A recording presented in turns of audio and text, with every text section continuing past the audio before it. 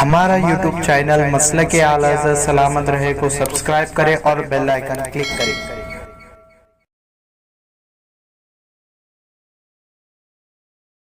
तोड़ा गया। और मैं ये जितनी कहानियां आपको सुना रहा हूं किसी शिया राफजी माखज से नहीं सुना रहा हूं, याद रखिएगा। ये सारी कहानियां अहले सुन्नत की तारीख से मैं आपके सामने रख रहा हूं। ये सारी कहानियां नहीं, तारीख के एतबार से जो बात कर रहा हूं, ये सारी कहानियां आपको अपनी किताबों में मिलेंगी, जो किताबें हमारे हर मदरसे में हर मुहक्किक के सामने होती। क्या था ये? देखिए, एक तो यजीद की जानशीनी गलत थी। जनाब माविया ने जब यजीद को जानशीन बनाकर अपने दौर में बैअत लेनी शुरू की, लोग बहुत घबराते हैं वाकया बयान करने से। हम जनाब माविया की कोई तौहीन नहीं कर रहे हैं, मगर उनके किरदार और उनके इस काम का तज्जिया हम जरूर करेंगे, इसलिए कि हम उम्मत का एक हिस्सा हैं। और उम्मत का हिस्सा अगर किसी ने अपनी सियासत को गलत रुख दिया है तो वो हजार साहबे एजाज़ो इकराम हो, इसके बावजूद भी उसकी गलती को गलती कहा जाएगा। और ये मौक़िफ़ तो खुद उलमा अहले सुन्नत का है। ये और बात है कि आप उसको खताए इज्तिहादी का नाम दो, मगर मैं अर्ज करना चाहता हूं, मैंने बहुत छाना है, अर्ज ये करना चाहता हूं कि अगर खता इज्तिहादी भी है तो खता तो हुई, खता से तो आप इनकार नहीं कर सकते। हजरत अली के मुकाबले में जनाब माविया को आप हक पे नहीं ठहरा सकते। है कोई माई का लाल जो खुल्लम खुल्ला आके स्टेज से कहते कि अली हक पे नहीं थे, माविया हक पे थे? किसी के अंदर अल्लाह ने यह जुबान नहीं पैदा की है। अगर वो अहले सुन्नत व जमात का सही तर्जुमान है तो गलती की थी जनाब माविया ने। खलीफे राशिद के खिलाफ अगर जंग की है तो जनाब माविया ने की है, और इस्लामी तर्जे अमल के खिलाफ अगर अपने बेटे को जानशीन बनाया है तो जनाब अमीर माविया ने बनाया है। बेटा बाप का हाथ पकड़ के जबरदस्ती तो नहीं कर रहा, बाप ने बनाया है बेटे को। और ये बेटा, अब हमारे लोग कहते हैं कि वो कहते थे हाँ ठीक है, थोड़ी आदतें खराब है इसकी, जब जिम्मेदारी आएगी तो ठीक हो जाए। तो देख तो लिया आपने जिम्मेदारी क्या ठीक हुआ, औलाद रसूल को जमा कर दी। जिस रसूल ने कायनात पे इतना बड़ा इनाम इकराम किया था, जिस रसूल ने इस कायनात को जिंदगी दी थी, जिस रसूल ने हमारे कैदोबंद से हमको निजात अता फरमाई थी, आज उस रसूल को दुनिया से गए हुए सिर्फ 50 साल हुए और उसका पूरा खानदान खंजरे जुल्म जफा से ज़बह कर दिया गया।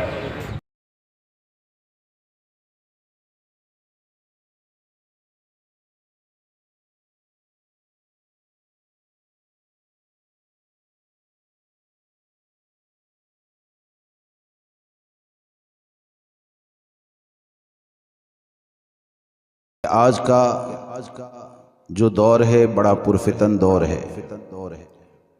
और लोगों की आज़ादी का हाल ये है कि एक बहुत बड़ा तबका ऐसा होता जा रहा है कि जो लोग बुज़ुर्गों के हवाले से या सहाबाए किराम की अज़मत के हवाले से लोगों के दिलों में शुकूक व शुबहात डालना चाहते हैं।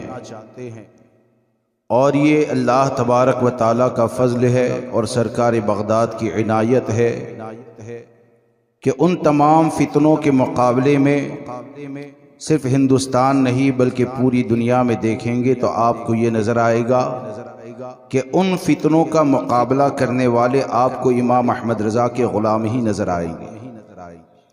लेकिन हालात ऐसे होते जा रहे हैं कि अब तो लोगों को किसी के बारे में बताया जाए कि देखो ये गुस्ताखे सहाबा है, इनसे दूर रहो। हाफिज़े इतने कमज़ोर हो गए कि 15 दिन में भूल जाते हैं, महीने के बाद उसी का प्रोग्राम करवाते हैं। अगर इनको कहा जाए कि ऐसे लोगों से दूर रहो जो बार बार बुजुर्गों की ज़ात पर हमला करते हैं, तो बाज़ तो ऐसे हैं कि अगर कहा जाए देखो ये सहाबा की गुस्ताखी हुई, तो कहते हैं हजरत और कुछ भी है। क्या कहते हैं? बस इतना ही है ना, माअज़ल्लाह रब्बिल आलमीन। यानी क्या इतना काफ़ी नहीं है? कि कोई सहाबा की शान में अगर भोंकता है तो हर मुसलमान पर फर्ज है कि ऐसे लोगों की सोहबत से और ऐसे लोगों की ताईद करने वाले लोगों से अपने आप को बचाए, अपनी नस्लों को बचाए। अब बगैर किसी तमहीद के आपके सामने ये अर्ज कर दूं कि आज जो फितने चलते हैं हजारों है, उसमें से एक फितना जो है बार बार सर उठाता है। ऐसा नहीं है कि एक महीने पहले उसने सर उठाया, इससे बड़े कांड वो उससे पहले माजी में कर चुका, जैसे कि जिसे उबैदुल्ला आजमी कहा जाता है। यानी करीब चंद दिनों पहले वो हजरत अमीर मुआविया की शान में गुस्ताखी किया। अब उससे कई साल पहले जब वो राम की तारीफ किया था और यहां तक माज़अल्लाह फख्र से वो कहता है कि मेरी बीवी जो है ना, वो मोरारी का प्रवचन बयान जब तक खत्म नहीं होता है ना, वो शौक से उसको सुनती है।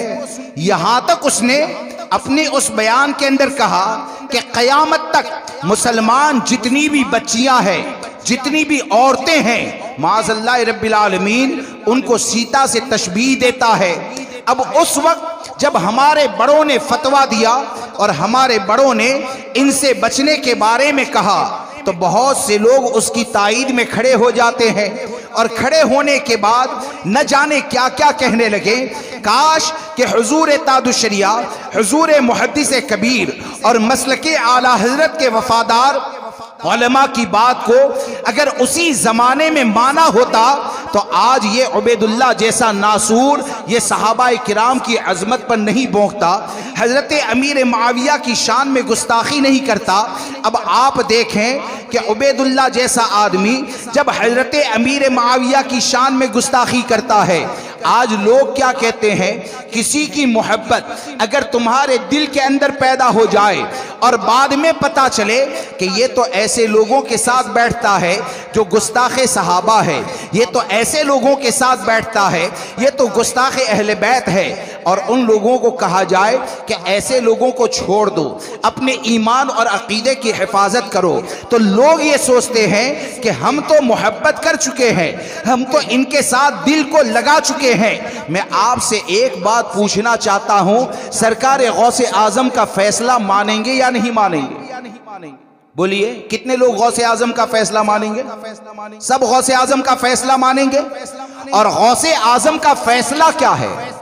सरकार आला हजरत फाजिल बरेलवी रदी अल्लाह तबारक व ताला ने हमको क्या तालीम अता फरमाई। एक मकाम पर इमाम अहले सुन्नत ने लिखा, और सरकार गौसे आजम के इस फरमान को अगर आप, हम और हमारी आने वाली नस्लें अगर याद रख लेना तो हकीकत यही है, वही मौजूदा वक्त में पहचान के लिए मसलके आला हजरत है। गौसे आजम का जो फरमान है कि इमाम अहले सुन्नत ने एक जगह पर तहरीर फरमाया कि सरकार सैयदना गौसे आजम रदी अल्लाह तबारक व ताला फरमाते हैं कि जब तेरे दिल में किसी की मोहब्बत पैदा हो, क्या पैदा हो? जब तेरे दिल में किसी की मोहब्बत पैदा हो तो तेरी मोहब्बत को कुरान और हदीस पर पेश कर, तेरी मोहब्बत को कुरान और हदीस पर पेश कर। अगर कुरान और हदीस कहें कि उससे मोहब्बत कर तो मोहब्बत की जाए, कुरान और हदीस कहें कि इनसे दूर रहो तो दूर रहा जाए। अब आप देखें कि सरकार आला हजरत ने गौसे आजम रदी अल्लाह तबारक व ताला की इस बात को नकल करके हमको क्या बताया कि किताब और सुन्नत ने जिससे मोहब्बत के लिए कहा उसके साथ आप मोहब्बत करें। अब आप देखें कि कुरान में अल्लाह तबारक व ताला ने जो ईमान लाने का हुक्म दिया, तो आप तफासिर को उठाकर देखें तो उसमें या अय्युहल्लज़ीना आमनू आमिनू कमा आमनन नास, यानी ए लोगो ईमान लाओ जैसे कि लोग ईमान लाए। तो इससे अव्वलीन मुराद जो है वो सहाबाए किराम रिदवानुल्लाहि ताला अलैहिम मजमईन की जमात है। अब आप जरा सोचें कि अल्लाह तबारक व ताला तो ये फरमाता है कि ईमान कैसे लाना है, जैसे कि सहाबा की जमात ईमान लाई। अब हजरत अमीर मुआविया रज़ी अल्लाह तबारक व तआला ये सहाबी रसूल है। सहाबी रसूल कौन होते हैं? जिस जमात के बारे में कुरान ने ऐलान फरमाया वकुल्लम वअदल्लाहुल हुस्ना, अल्लाह ने पूरी जमात सहाबा से भलाई का वादा फरमा लिया। जमात सहाबा ये क्या है? रज़ी अल्लाहु अन्हु व रज़वान, यानी ये अल्लाह से राजी है, अल्लाह तबारक व तआला उनसे राजी है। अब आप हदीस मुबारका को अगर देखेंगे तो हमारे आका ने फरमाया असहाबिकन नुजूम फबिअय्यिहिम इक्तदैतुम इह्तदैतुम, कि मेरे सहाबा ये चमकते हुए सितारों की तरह है, ये नुजूम हिदायत है, इनमें से किसी की भी पैरवी करोगे हिदायत पा जाओगे। अब आप जरा सोचें कुरान ने क्या कहा, हदीस ने क्या कहा। आज लोग ये कहते हैं कि अहले बैत से हम मोहब्बत करते हैं। इस बात को याद रखकर चलें कि सच्चा अहले बैत से मोहब्बत करने वाला वही होगा जो अहले बैत से मोहब्बत करता है और साथ में सहाबा की मोहब्बत भी उसके दिल के अंदर जिंदा होती है, जो अहले बैत की भी अजमत को मानता है, सहाबा की अजमत को भी मानता है। और जो अहले सुन्नत पर कायम होगा ना, तो अहले सुन्नत वो सीधा रास्ता है जिसमें जर्रा बराबर भी कजी नहीं पाई जाती है, टेढ़ापन नहीं पाया जाता है। और ये सीधा रास्ता अगर आपको मिलेगा तो इमाम अहमद रजा की तालीम से करीब होने में मिलेगा कि इमाम अहमद रजा ने अहले बैत की अजमत पर भी लिखा, सहाबाए किराम की अजमत पर भी लिखा, और हमको इस बात का दर्स दिया कि अगर जन्नत में जाना चाहते हो ना तो सहाबा की गुस्ताखी से बचना, अहले बैत की गुस्ताखी से बचना, दोनों की मोहब्बत को अपने दिल के अंदर जमा कर देना। अगर दोनों की मोहब्बत जमा हो जाएगी तो मेरा इमाम कहता है कि अहले सुन्नत का है बेड़ा पार, असहाबे हुजूर नज्म है और नाव है इतरत रसूलुल्लाह। नारे तकबीर, नारे रिसालत। अब आप देखिए कि आज अगर लोगों को कहा जाए कि ये जो सहाबा की गुस्ताखी करने वाला है, ये वो बंदा है, ये वो आदमी है, गलाजत का पुलिंदा है, कि हकीकत ये है कि ताहिरुल पादरी के ऊपर कुफ्र का फतवा आ गया, उसके बाद भी माज़ल्लाह रब्बिल आलमीन ये ताहिरुल पादरी की तारीफ भी करता है। अब ताहिर की तारीफ करने वाला अगर अमीर सुन्नी दावत इस्लामी की गोद में जाकर बैठे, अगर ताहिर की तारीफ करने वाला अगर अमीर सुन्नी दावत इस्लामी के साथ एक स्टेज के ऊपर बैठ जाए, सहाबा की गुस्ताखी करने वाला अगर सुन्नी दावत इस्लामी के साथ बैठ जाए, या ये कहिए कि जिसका मामला ये है कि न जाने क्या क्या बकवास करता रहता है, तो आज जैसे कि ये स्टेज से, ये मरकज के स्टेज से आपको ये बताया जाता है, तो कल को उठकर कहने वाले क्या कहेंगे कि ये लोग तो बोलते हैं तो यही तो जुबानें खोलते हैं। यानी इसी तरह की इनकी बातें हुआ करती है।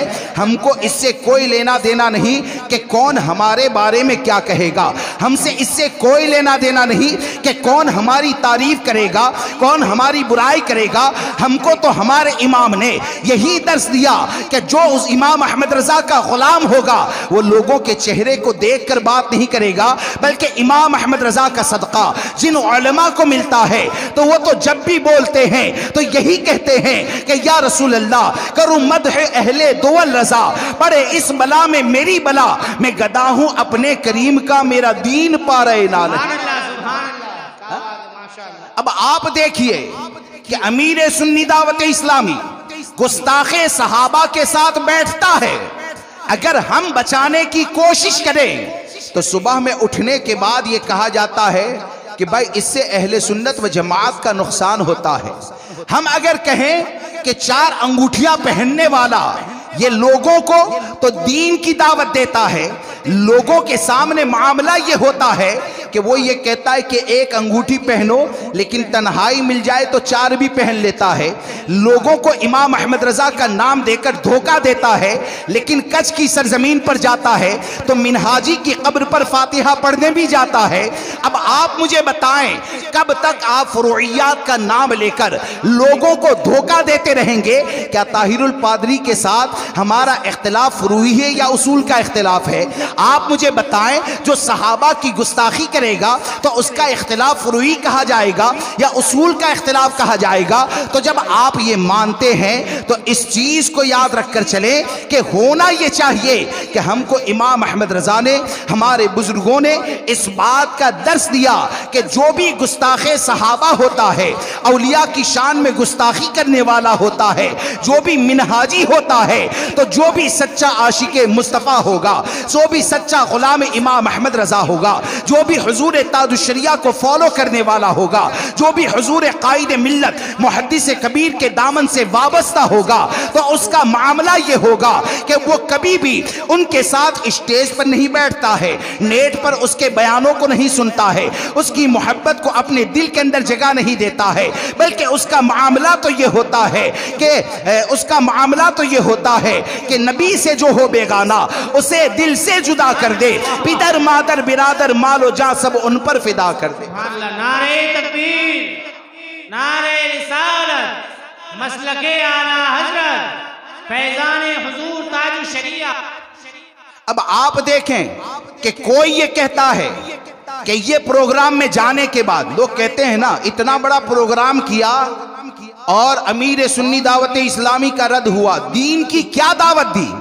अरे ये दीन की वो दावत है ना कि कसम खुदा की अगर एक भी गुस्ताखे सहाबा की सोहबत से बच गया तो दीन की क्या दावत है? मैदान महशर में देखना कामयाब कौन नजर आता है। दीन की क्या दावत दी, ये अगर हमसे सवाल करते हैं तो इस बात को याद रखकर चले कि बुनियाद ये है कि हमको हमारे बुजुर्गों ने यही बताया, इमाम अहमद रजा ने यही तालीम अता फरमाई, असलाफ ने हमको यही तालीम अता फरमाई कि हम अहले बैत का भी अदब करते हैं, सहाबा का भी अदब करते हैं, औलिया का भी अदब करते हैं। उलमाए अहले सुन्नत जो वाकई में अहले सुन्नत व जमात के मसलक के तर्जुमान है, फिक्र रजा के तर्जुमान है, हम उन सब का एहतराम करते हैं और उन सब का एहतराम वही करेगा जो वाकई में सही में मुतसल्लिब सुन्नी होगा, सच्चा मुसलमान होगा। इसलिए दोस्तों सवाल हमसे न करें कि शाकिर साहब का रद्द क्यों होता है, सवाल हमसे न करें कि अमीन मालेगावी का रद्द हमसे क्यों होता है, सवाल हमसे न करें कि उबैदुल्लाह का रद्द क्यों होता है। होता यह है कि आप उनसे पूछिए कि तुमने फितने का दरवाजा गुस्ताखे सहाबा के साथ बैठकर खोला क्यों। उनसे पूछिए कि मिनहाजी की कब्र पर जाकर फातिहा पढ़ी तो तुमने दीन का काम किया या फितने का दरवाजा खोला।